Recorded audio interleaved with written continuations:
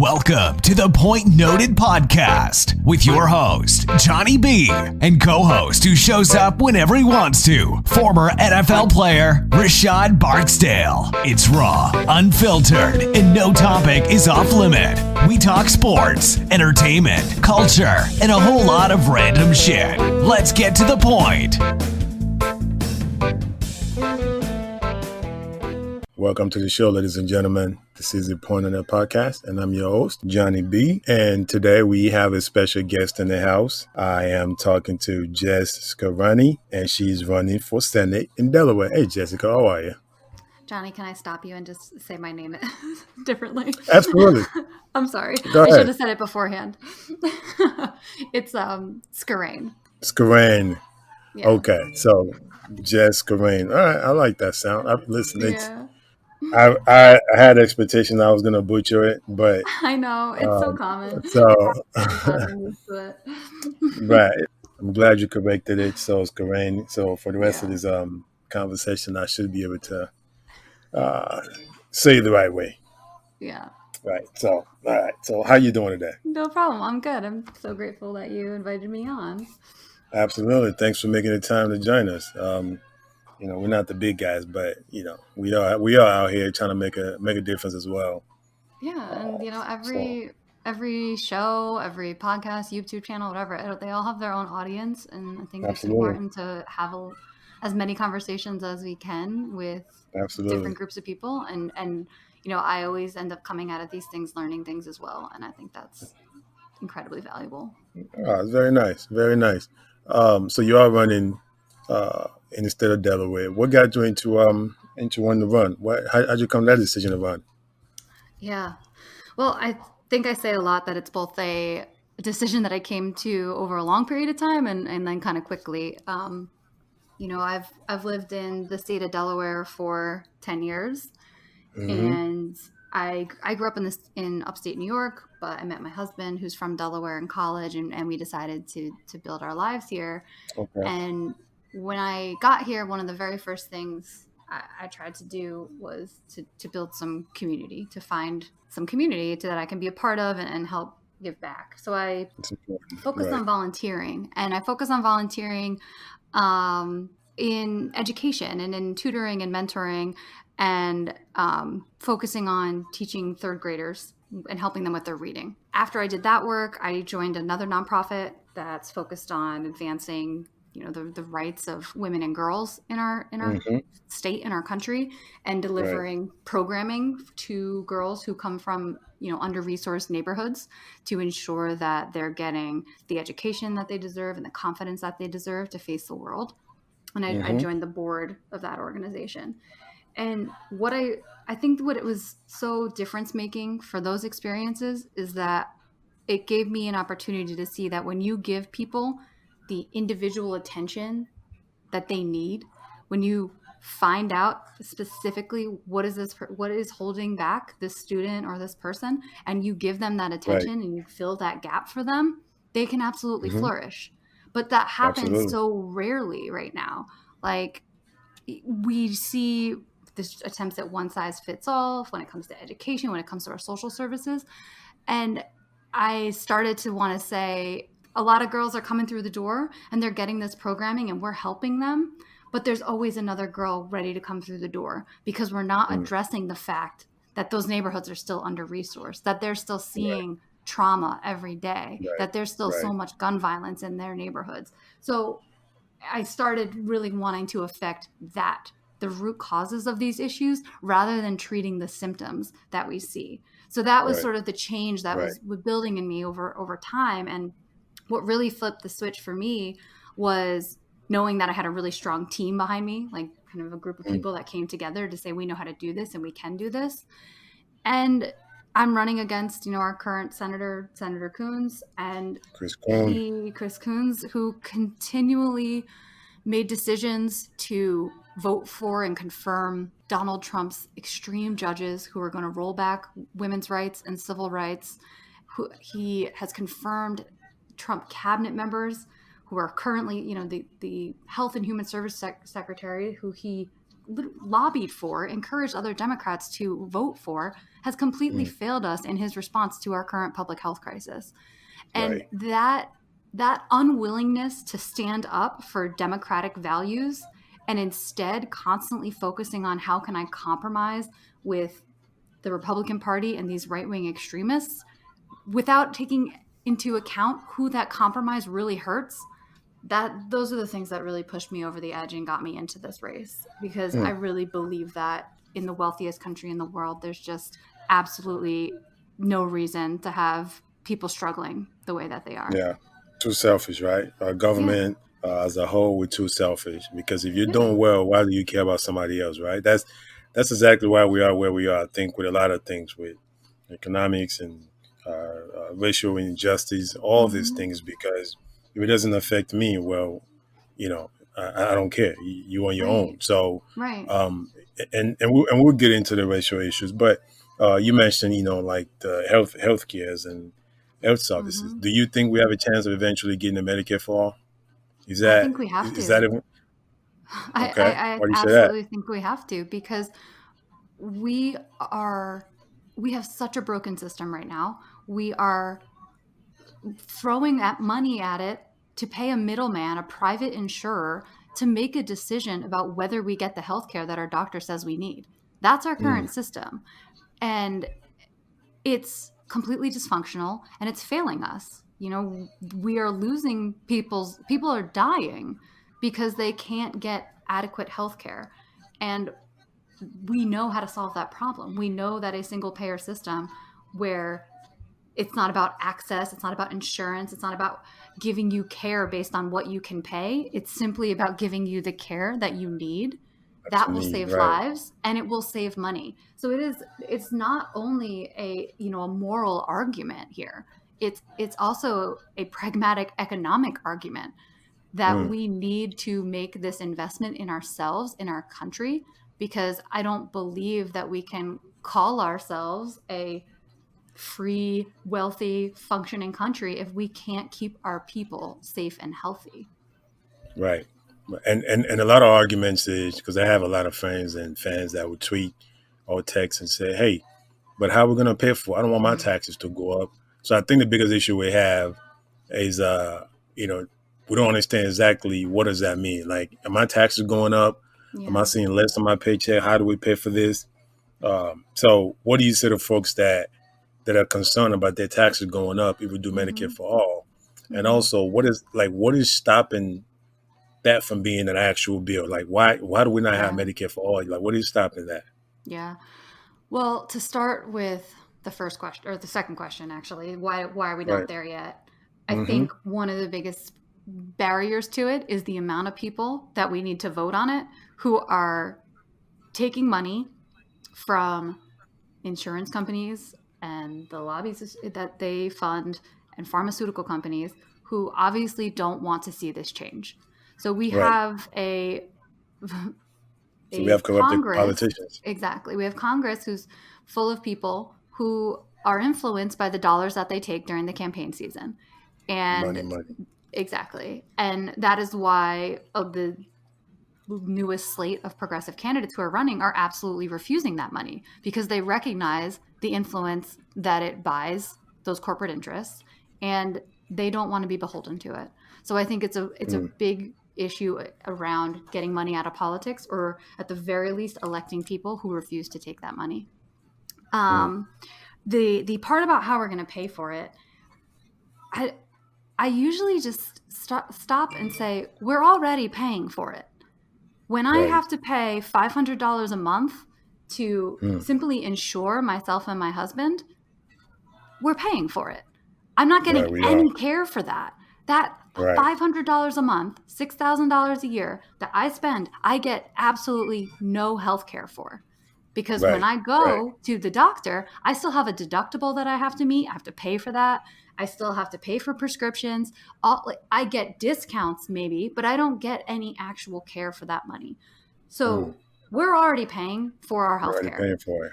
Right. And every study that comes out says that Medicare for all will actually save us money as a whole. It'll save $450 billion every year, because we're going to cut out this middleman. We're going to cut out Middleman. these profits and the rationing that they do to say, oh, we have to make sure that we still have a profit margin built in here. We have to make sure that we can still give ourselves bonuses and pay dividends to our shareholders. That's where our money is going right now. So when we change that system and that structure, that money can be used more effectively. It can be deployed to actually give us care, and we'll spend less in as a result. Right. So what about those that say, well, it's a free economy, it's a free market, it's a capitalism society. If we do that, then we're taking away jobs and business is going to go under because then the private insurance no longer can make this money. Because if we just start doing a Medicare for all, then like you said, we're saving 450 million or billion, I believe, million a year. We're taking that away from somebody else's business. What do you say to those? Yeah, well, I think one big important thing is that the bill for Medicare for All needs to include a transition period. So ensuring that we do take care of workers and we help Right. them find jobs, or we transition them to government jobs. Like, there's still going to be administrative jobs that are necessary. There's still going to be that work that needs to be done. We're simply saying that that work should not be done for profit to simply enrich shareholders. Right. And I'm sorry if you Right. hear my dog who's Your dog entertaining just wants to, himself just right wants a now. hug. Hopefully dogs are welcome on this podcast. They are. We love dogs on this podcast. So I apologize. But No, that's fine. there will still be jobs that will need to be done. They will be done not with the intention of making profit, but in delivering people care. Right. And the other part is, I really think we have to break away from the idea that just because we do something right now means we have to continue doing it. Because Right. that starts to apply to all of the things that we're talking about. When we start talking about climate change, like, we Right. can't simply say that because there are people who work in oil fields that we have to continue drilling. We have to say, how do we take care of those workers and transition them and ensure that their salaries are replaced and they're taken care of so that we can Right. move forward and move on. But I believe it's incredibly important to actually bake that transition in, because if we don't, and let's say that the oil market just completely crashes and these companies start going under, those workers are not going to be taken care of at all. They will be the Right. first people to suffer. So we can actually be proactive about it and say, we're going to make sure that you're kept whole. We're going to make sure that you find another job, and we're going to make sure that it's a job that isn't going to harm our planet and ourselves and our health. Absolutely.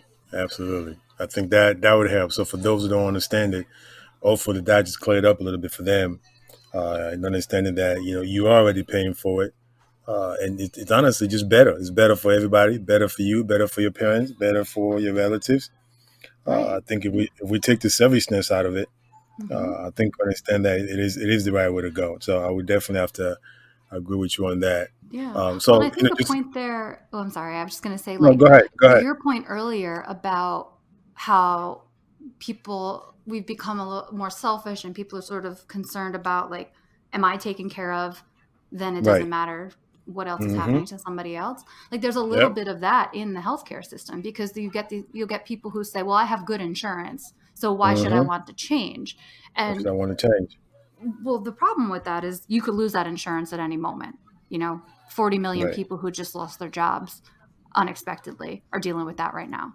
The other problem with that is that even good insurance is not as good as Medicare for all, because even good insurance, it's still rationing the care that you get. It's still something that you have to interact with if the bills are wrong, if you need to fight back against a claim or a misbilling. So even when you have good insurance, it's still taking energy and time out of your life that's completely unnecessary, and it could just be that you go to the doctor and you get the care that you need and you go home and you live a healthy life.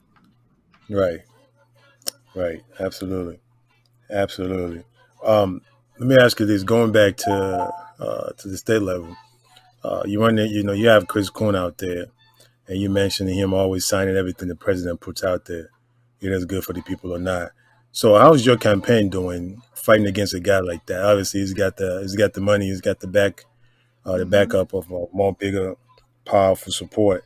How are you guys doing in fighting that and making your voice heard a little more louder, so you can get more people behind you? Yeah. So We have been doing that since day one of this campaign. We are in the field, like on the ground, knocking on people's doors from the very first week that we launched this campaign, because we recognize that when you are going against someone who has more money than you and has incumbency and name recognition, it's an uphill battle, right? But we have the platform that people believe in. Like, we have the policy on our side. We have the fact that we are fighting for people and can have the conversation with them about, here's how you actually value the lives of people over profits of corporations. And here's how the things that I want to fight for will actually improve your life.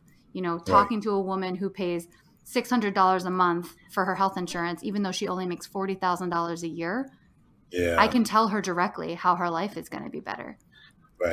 So we have that on our side. And there are, I would say that the Delawareans that we have talked to, and now we've talked to thousands of Delawareans through our canvassing and phone banking work, are much more progressive than our representation would indicate. You know, there was a poll done a couple years ago that polled interest in a single payer healthcare system, as well as, I believe, things like legalizing marijuana. And they were overwhelmingly things that people supported. 60% or more of people in our state supported. And those weren't just Democrats. That was nonpartisan polling. Yet we have representatives who stand against Medicare for all. Senator Coons says we can't legalize marijuana because we need to do more studies into how it affects the brain. So we have representation that's standing. We know how it affects the brain. Exactly. I mean, how and how can you make that argument when we've legalized medicinal? And so exactly. How can you possibly say that this is something that needs continuing studies?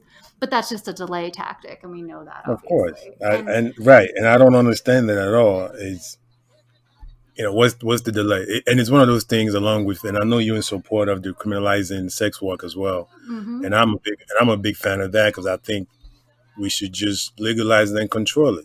And that's the same thing with legalizing marijuana. Just legalize it and control it, so that way we can keep it safe and clean.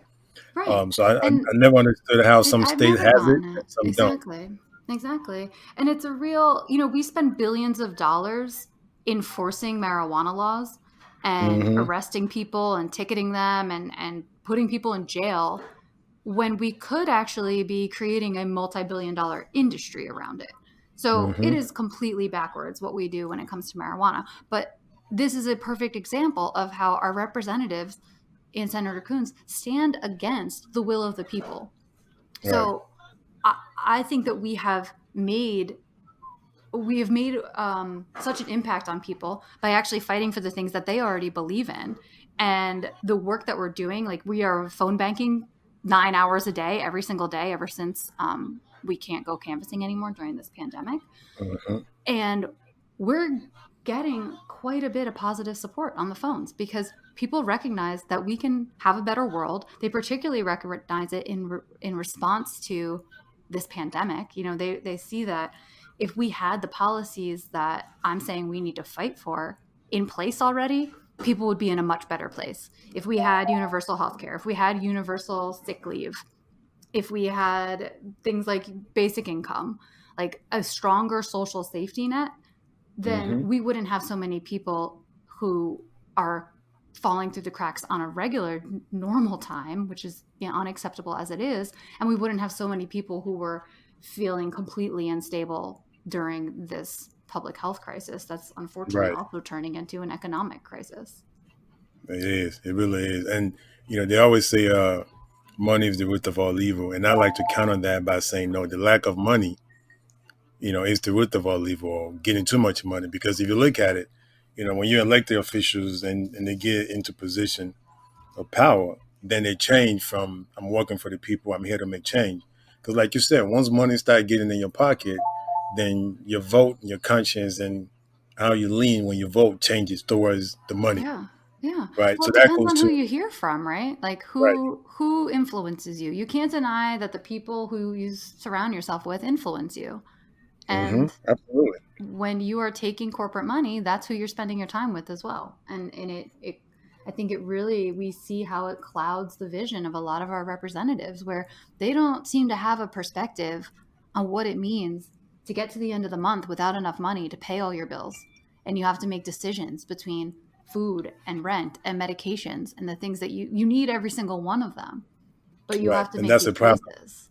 Exactly. Right. And that's a problem when you're too out of touch with the bottoms, right? The bottom of the right of the hierarchy, Mm-hmm. where you way up there at the top, where, like you say, you don't have to struggle for food or water or paying your bills, and you have the bottom feeders that are there, and even getting the $1,200 that it was supposed to get, it's Oh not enough, gosh. but it's No. better than nothing. So I just think we don't care about the little guys because we always focus on what's around us and who's helping us, Mm-hmm. and we abandon the ones in the middle, in the bottom. But if you think about it this way, right? So the median age for the United States about mid-30s, and then elected officials, the median age for Congress, I believe, is about 60. So that has to change, right? Mm-hmm. Which is why I'll ask you, what do you think about term limits? Like, should you be getting elected uh, and then getting to spend 20, 30 plus years, as a senator or as a congressman, or should that be about maybe 11 years, 12-year max? You have to get out of there, right? What do you think?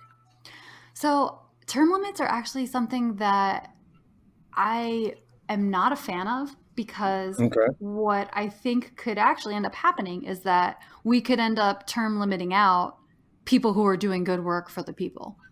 that's a good And point. That's true. I think we think about them in the context of the world that we're in right now, where it feels like Mhm. the vast majority of people who've held office for so long are not working in the interest of the people. But I think that we could enact something like that and then harm ourselves down the road if we elect people who That's true. are actually there and putting people over profit. So I try to focus more on the money and politics aspect, because if Getting the you're money doing a out. good job and Hmm. your constituents want you to stay in that job, like, I'm okay with that.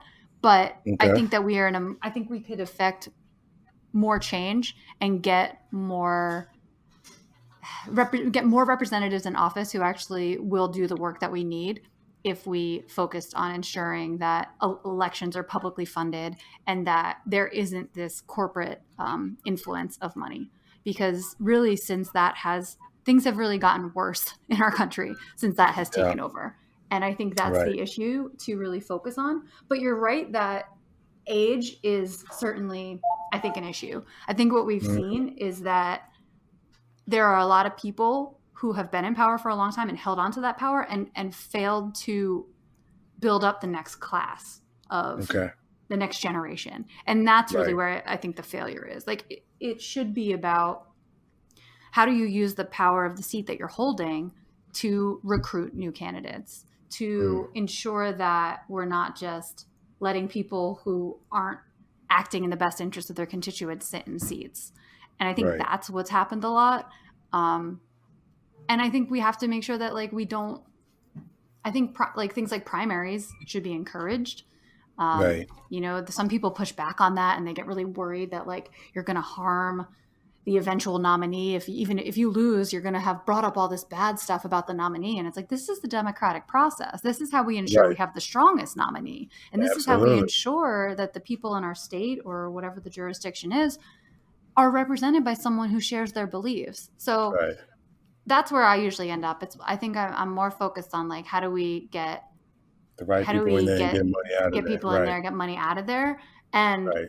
you know, I think that will solve a lot of our problems. And if I'm wrong, then maybe we could talk about term limits later. No, look, I definitely love your reasoning on that. I guess I look at it as every almost everything else is a term limit.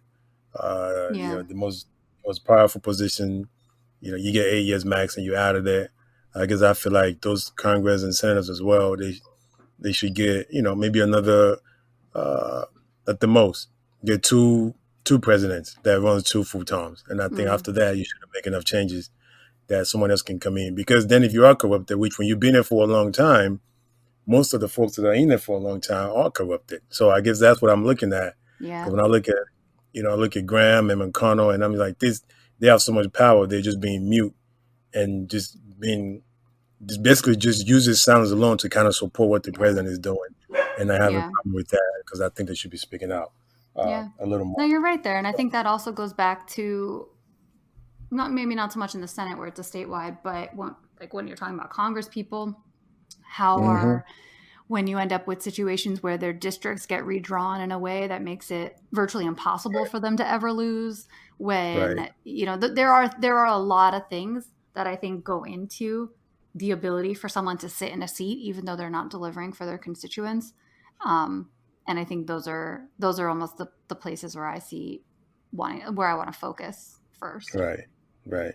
And we'll focus on that because it's on the show today. It's about you. So let's focus on that. Not about my rambling wishes and desires from the No, like I government. said, I love hearing people's perspectives because Yeah. it's always, I think anytime you're shutting totally down and not listening is you're not doing a good job as a candidate or a representative. Very true. Thank you for saying that. So some of the issues that you're running behind, I really love some of this stuff, and I know a lot of candidates are doing the same. The universal health care, the equitable education, the housing rights, the Hmm. climate, economic justice. I love the mass incarceration, the Yeah. racial injustice, the LGBT. I mean, these are great, and I know that people are going to jump behind you. They're going to be all for it. So I'll give you two questions in this. Is just go ahead and talk about your platform, some of these things that's important to you that you're running behind, and why it's important, why people need to jump on board with you based on these things, as well as let's talk about what's going on right now, like the Yeah. state of our current union, because this goes into one of your issues that you support here, which is racial justice. Is Hmm. how do we fix the separation and divisiveness that we have between citizens and the police department? Hmm. Yeah.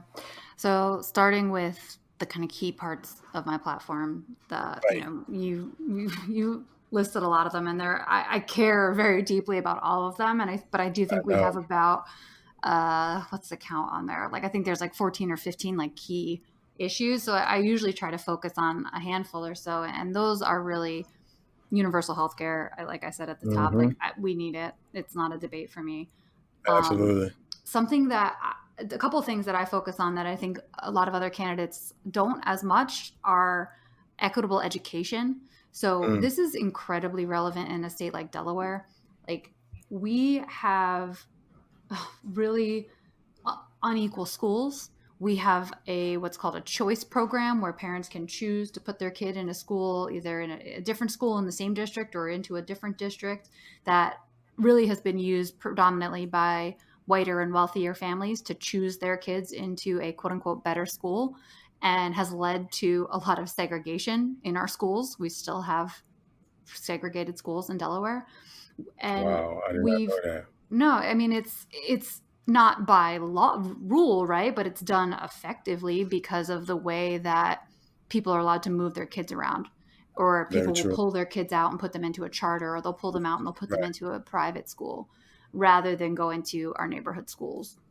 And that's led to defunding of a lot of schools, and it's led to a lot of neighborhoods and communities kind of collapsing when they lose those schools.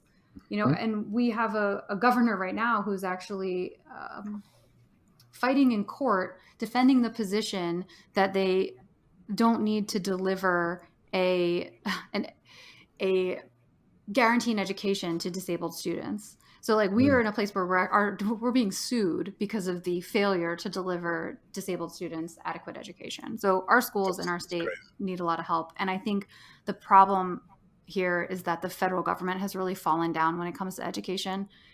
We don't give enough funding from the federal level, and we leave it to the states, and then the states have to rely on really one tool, or taxes, but predominantly property taxes, which are Right. inherently unequal. So we're going to end up with unequal school districts. So I really think Mm. that needs to be an issue that we talk about more at the federal level.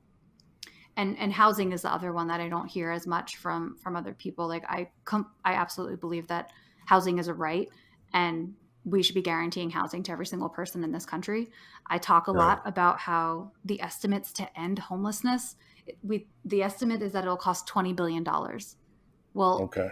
$20 billion is what we added to the Donald Trump's military budget at the end of the last fiscal year without anybody batting an eyelash, without anybody asking where it's coming from or how we're going to pay for it.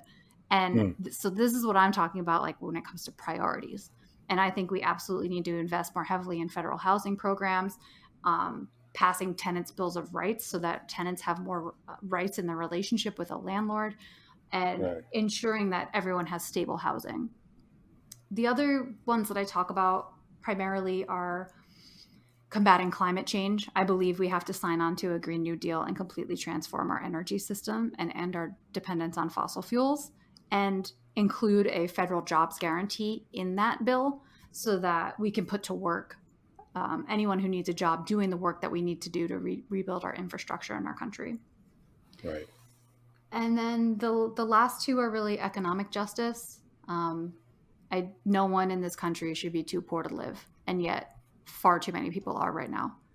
And I believe we need to raise the minimum wage to at least $15 an hour, and then tie those increases to increasing cost of living or inflation, so that we don't have to keep having this debate every 10 years or however long it takes for it to come up again. Like, people who make minimum wage should not be falling behind. We need universal paid leave and sick leave. And I really am a big supporter of expansion of unions or worker co-ops so that we encourage democracy in the workplace, not just in our government. Like, I believe that needs to be a more democratic space as well, to ensure that, workers are getting the fair share of the productivity that they create, and that it's not taken by bosses and shareholders. Right. And the last piece really, it's kind of timely right now, but ending mass incarceration and ending punitive justice. I think that we need to decarcerate. We need to decriminalize a lot of things that are considered, like petty things.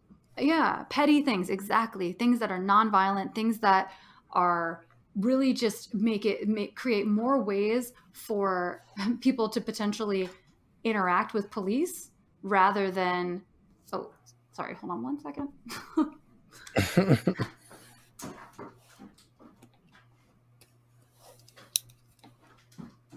Sorry about that. So there are far too many reasons right now that cops can stop people. And I think we have seen how that results in escalation.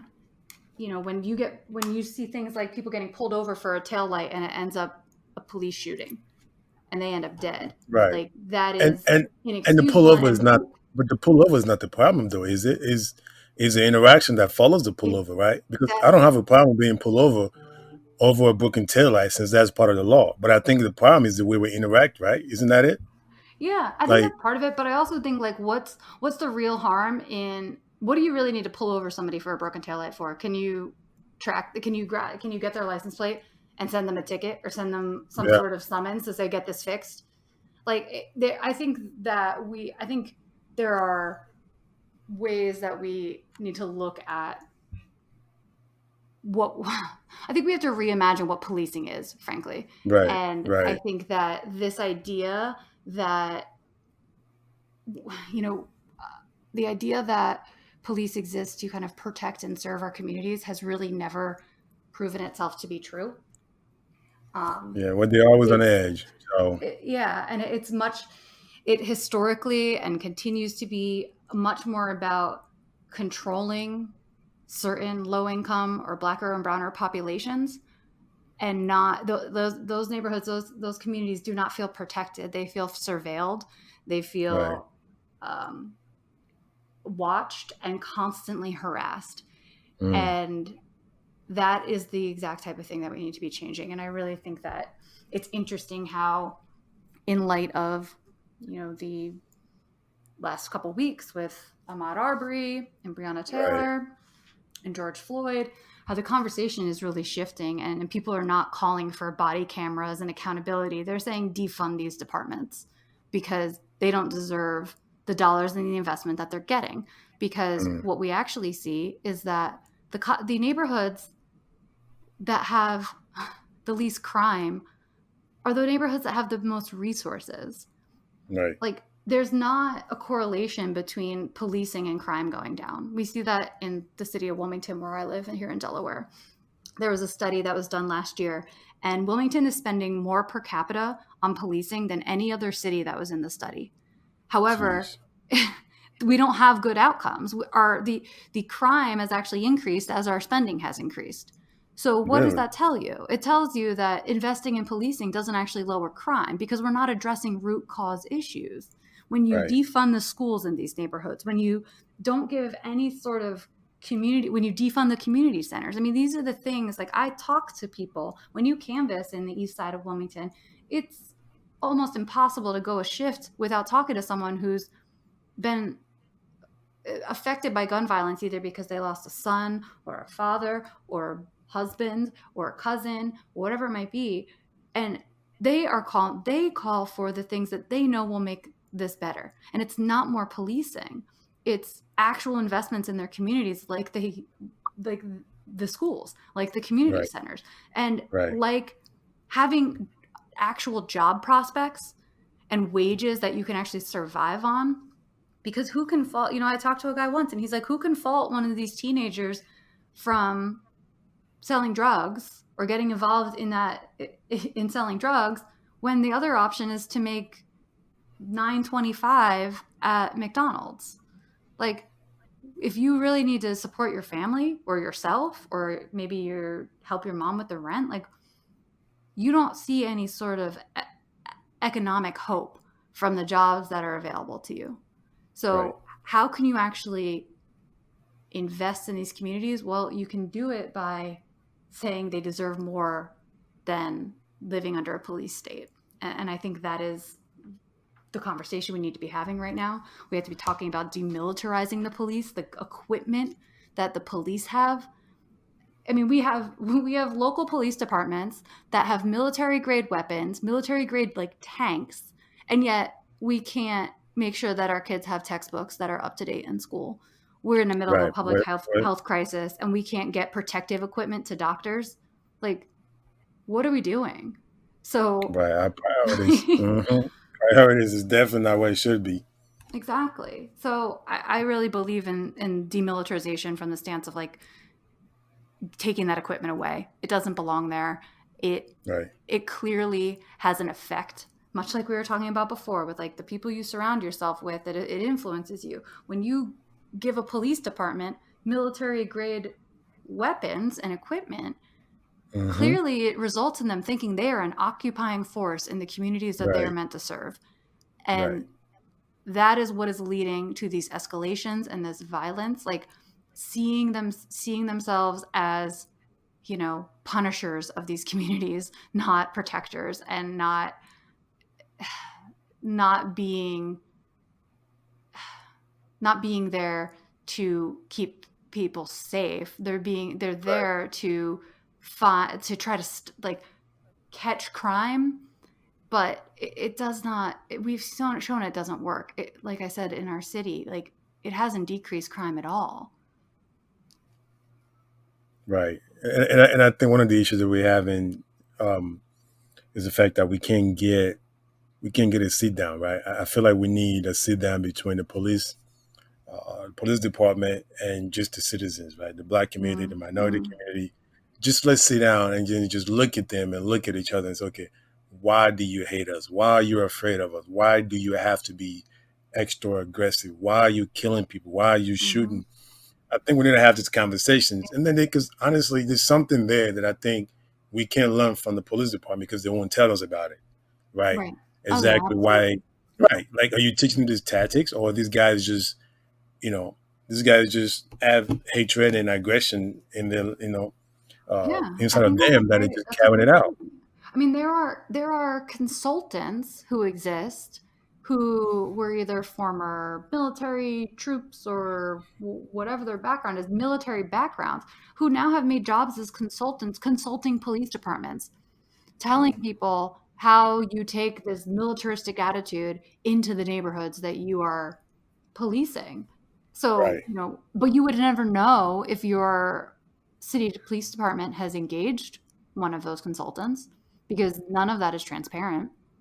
And I really think we have to think about, like, it has to be a budgetary conversation too. I really think that, particularly for elected officials, that's the power they hold. They can make decisions about where the public money goes.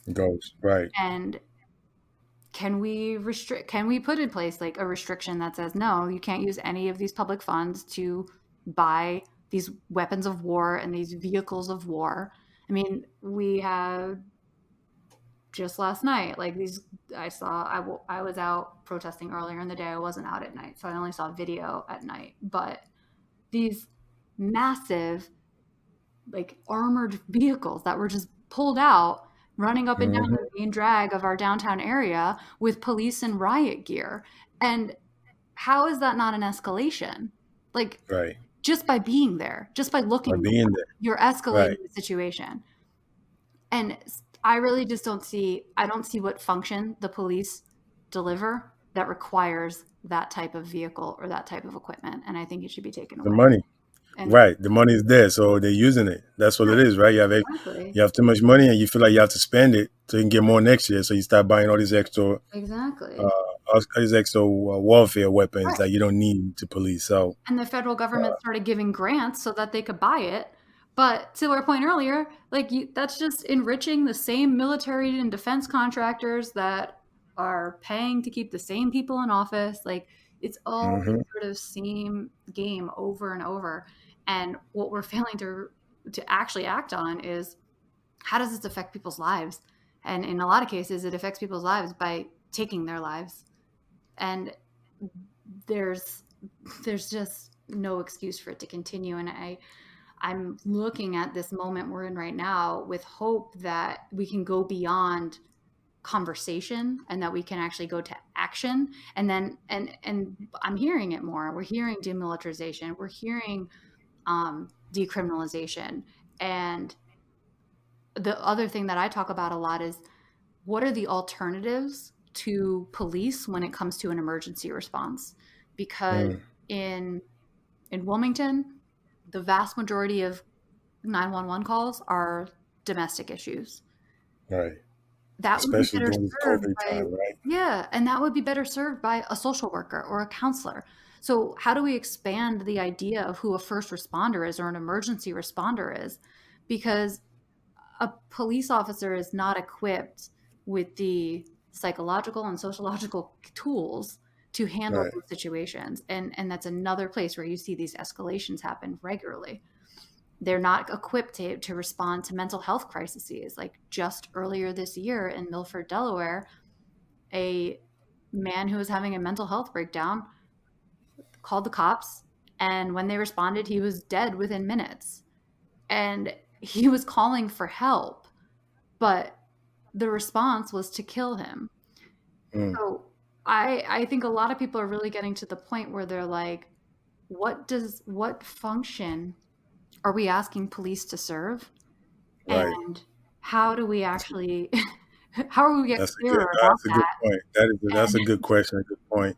right. And I don't think we have a Something good we need to answer to it examine. right now. Wait, what was that? And I just don't think we have a good answer to it right now. We don't. I mean, we keep saying protect and serve, but I mean, and obviously it's not all of them, but it's too many bad apples. And the other problem I have with them is, you know, everybody keeps saying, well, not all cops are bad. What the good ones are not speaking out. Right. So if you're not speaking out, then how do we know where you stand? No, exactly. I mean, you want to like, I think the example of what happened to George Floyd is so indicative of it. Yes, was there only one person who had his knee on his neck? Sure. But were there four other people standing there and not pulling Right, that cop off of him and saying, this is not what we do? right. And No one see anything wrong with that. that's the problem. And if that's the culture that exists, if that's again, this lack of transparency, this lack of accountability, like how do you how do you really change that without saying we're going to take away some of the tactics you can use, the tools you can use, and the jurisdiction that Right, you have? right. Because right now it is completely, I believe, in a lot of places, out of control, and people feel like they live in a police state. And I can't blame them for that. I talked to a man last weekend on a phone bank who basically was just like, how do I look around the world right now and feel like I'm a full citizen in this country? and because when he says he's like seeing black people like him that are regularly beaten or killed by the state, like, and the thing is that arresting one cop is just not going to solve that problem. Like arresting the guy who killed George Floyd is not going to solve that problem. No, we're not even there. Not even close. And people all it does is serve justice.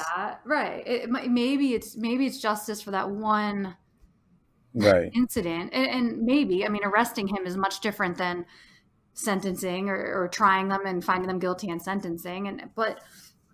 But it doesn't change any of the system. And I think it perpetuates the idea that it's just a couple bad apples rather than having the conversation about what is policing for in our country and what do we actually need to equip officers with to do that work? Because do they, like, should a beat cop be walking around with a gun on his hip? I don't know, but I feel like it escalates situations. I think that's a conversation we should have. You know, as I mentioned, I joined the protest, the Black Lives Matter Wilmington protest that was happening here yesterday, and we marched through the city and we marched onto I-95 and we blocked I-95. And, you know, because like that was you? That was you? I was there. I'm not saying I left. You know, I know my role in that was not to be the leader that day, but I was. You was there showing support, and that's important. Exactly, and it's important. And I was there to make sure that, like, you know, we look out for each other and that I can use myself as a barrier if the cops show up, if that's what people want. And at one point, the state troopers did show up, and you see, you know, they send the one black trooper to the front to talk to everyone. Of course. And of course, he's the only one that's there. Everyone else is white and hanging back. But the second line of troopers, so it was basically the one came forward. He was talking to the group. There was a line of their massive, you know, blacked out trooper SUVs. And then right behind those SUVs was a line of about 4 troopers, all holding long guns, like automatic rifles, standing there with these guns. And I went up to them to ask, like, well, what was the protocol for bringing that gun out? Because we're a couple hundred people just doing a peaceful protest, a peaceful march, a civil disobedience. What makes you think that this gun needs to be pulled out right now? Like, how is that an adequate response if you're not, unless you're simply trying to intimidate people and remind them of the power that you have to take their life at any moment? Right. Absolutely. Listen, so before we wrap the show up, it's been fun. And for those that are listening, so just actually, you don't have your website listed on your Twitter profile. So if anybody want to then find you, I got my donation request, but I can tell you that you can find me at justfordelaware.com if you're looking to learn more about me or the platform I'm running on. Absolutely. So that's justfordelaware.com. Go to the website. Check out the platform she's running on. Donate what you can. You can volunteer from whatever city or state you are. Yes. You know, so this kind of is a running people-funded campaign, which means they don't have a lot of money. Mm-hmm. So, you know, me, myself, I might donate $1 million after this, but I don't think perfect. I can. A little bit of a campaign finance violation. It'll be a real headache to my husband, who's our treasurer. But right, exactly. So no, but yeah. So, go ahead. Volunteering is incredibly helpful too. I mean, like I said, we've moved to a totally phone bank based campaign right now until we can feel safe going back out, which we're not there yet, given how, especially the fact that, you know, a lot of our volunteers don't have health insurance themselves. We don't want to get them sick. Right. So phone banking is our biggest way of contacting voters right now. And you can do that from anywhere. So you can just go to justfordelaware.com/volunteer to sign up and talk to Delawareans. I've heard from a lot of people from other states that talking to Delawareans is great. Apparently Delawareans are much nicer than voters in other states. So we have a lot of great conversations every day. Absolutely. That's awesome, man. So tell the people something fun they don't know about you. Let's say music. What do you listen to? Oh God, I listen to a lot of like what's called shoegaze music or like indie emo music. I know. I'm like, I'm out there. I listened to a lot of bands that were like popular in like the late 90s and early 2000s who made kind of sad indie music. Okay. All right. We're gonna have to check that out. We're gonna have to check You're that gonna be like, I don't know about this. out. Maybe so. All right. So what about TV shows? What are you watching? TV. All right. What am I watching right now? I got to pick up Dead to Me again, which was like a That to me. Netflix show that was pretty good. So Okay. a new season of that just came out, so I got to pick that back up. Mm. And then my husband and I started rewatching The Wire. Wow. What got you guys into looking that again? What got you guys into that? That's a great question. It's like it's one of those things we like go back to every few, like 5 years. It Yeah. feels like I think we actually started watching the season that happens at the port. So I think it's season 2. Okay. And I wonder if that's just maybe the little bit of influence of wanting to fight for better labor rights and Mm. and Yeah. It could workers. be. Like that's a Yep. really worker-centered season. So I wonder if that's a Hmm. little bit of what got it into our Yeah. minds. Yeah. No, that's a great show. I think I've seen it twice. Right now, I just restarted Game of Thrones for the 100th times. I have not seen any of that. Oh my goodness, you are definitely you are missing out. I know. I like don't Yeah. watch a lot of TV, and then I have to like try to Well, talk that's to a good my thing. coworkers, and I'm like, "What are you guys talking about?" And they're like, "Oh, some show you also don't watch." I'm like, "Dang." You probably don't watch, right?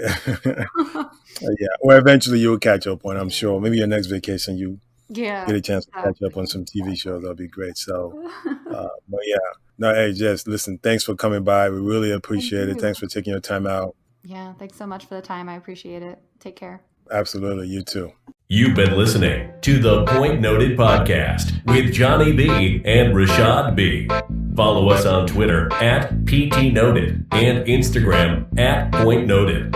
Hit the subscribe and follow button to follow us and check out more episodes of us talking a whole bunch of shit. You've been noted.